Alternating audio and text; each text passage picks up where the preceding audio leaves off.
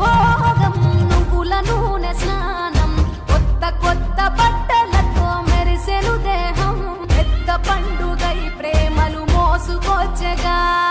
రైతు పండుగై పంటలు ఇల్లు చేర్చగా మంచుతో కప్పిన చెట్లు అందాల ముగ్గుల మెట్లు కన్న తల్లి పిలిచినట్లు రమ్మని పిలిచే ఉండే ఎగిరి పుట్టి